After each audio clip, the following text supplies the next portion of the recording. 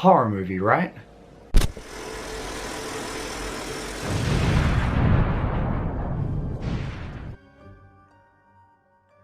How's it going, ladies and gentlemen? Yeah, today was going fine until I had to see this, the movie that was in question, obviously, not the camera. I mean, I'm always happy to see you guys. I'm not happy to see...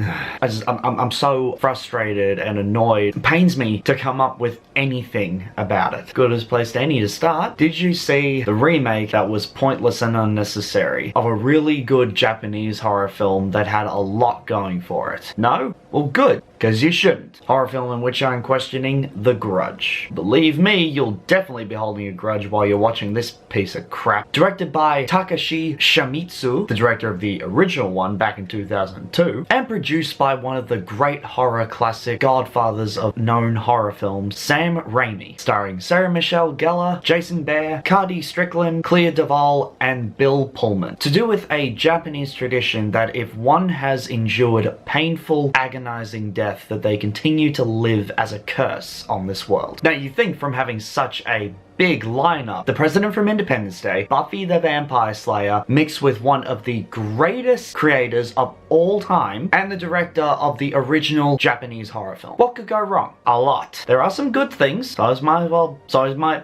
I'm having a stroke from trying to fucking say these words. So I guess now is as good a time as any to get into the good.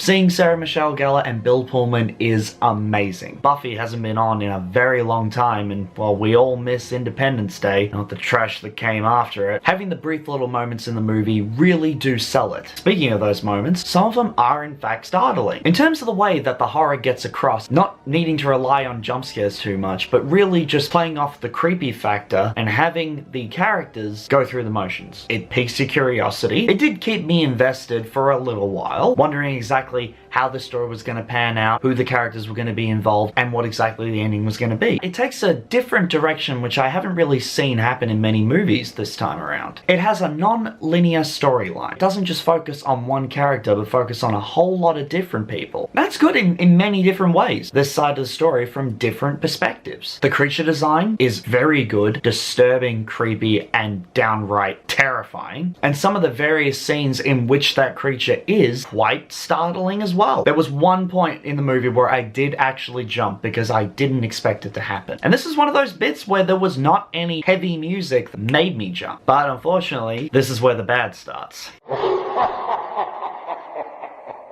I don't know where to begin. The CGI is terrible. Cookie cutter, copy paste was put in the movie because they thought it might look good and convince the audience that it wasn't. The actors don't react appropriately during certain situations. Their beloved family member or boyfriend lying on the ground, you think that they'd be freaking out a lot more, wondering what to do, like how to get them out of there. No, they just sit there as if what they're seeing can't be real. No, it can't be real. What I'm doing right now is nowhere near the amount of charisma that these guys put in. On top of that, they forget the very scene that they were put in, literally there. Disturbing sequence that has just happened, and then within the space of 10 seconds, or not even 10 seconds, they're just like, oh, I'm out of it now. Yeah. You don't know what I'm talking about. There's a scene on the bus where she sees the Grudge's face in the reflection. Within the space of 2 seconds, it cuts away from, oh, I just want to go home. It shows the amount of attention to detail that if the actors can't even pay attention, how do you expect the audience to? The storyline and the random cuts leave you so confused that it gets you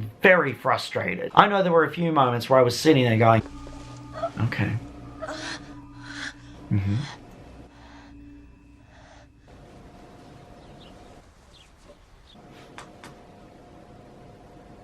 What the fuck was that?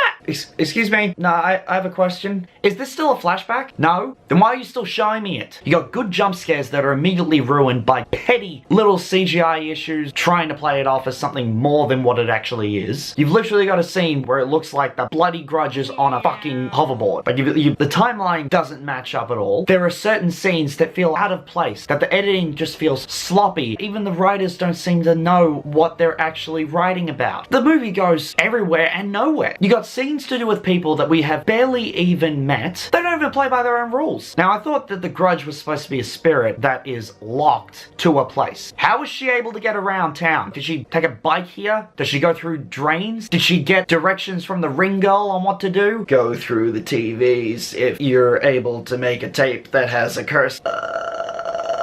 You can't do that. Because that's not part of your storyline. Really? This was directed by the exact same guy who did the Japanese one, which means it's pointless. The exact same location, the exact same characters, the exact same storyline. We'll just throw Americans in there. Was it because people were just too stupid to read subtitles and they didn't understand the context of what was happening? The Ring achieved this beautifully. It went in a new direction, different characters, a different storyline, but still basing it on the original property. That worked. This doesn't. I bet any money Ring versus Grudge movie would be able to come out and still achieve a more appropriate storyline.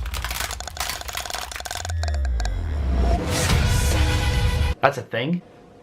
Dear God. This movie's pointless. There is no reason why it should exist. It was marketing to people who obviously didn't see the original Grudge. And because of the fact that Ju-on, when it originally came out, wasn't that popular. In modern culture today, everyone refers to the Sarah Michelle Gellar film. And they shouldn't. Doesn't know where it's going. Random plot points that just disappear out of nowhere. Or come back and suddenly we have no idea what the hell's going on. Cutaways that seem so out of place that you'd swear that the editors took a day off. I don't mean to be upset. I was disappointed. I thought it was going to be something that would have piqued my interest, piqued my curiosity. Many moments it does. And it's a shame to hold a grudge against this. I've got no other choice. That's why this movie gets...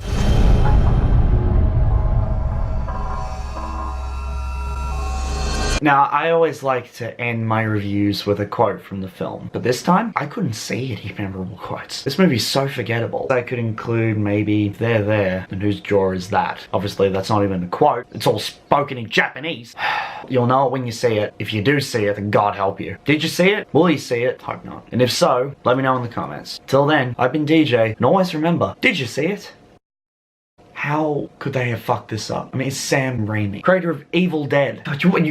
You want a movie to watch? Go watch that. Any of the four of them. Even the remake is good. I'm done with this crap.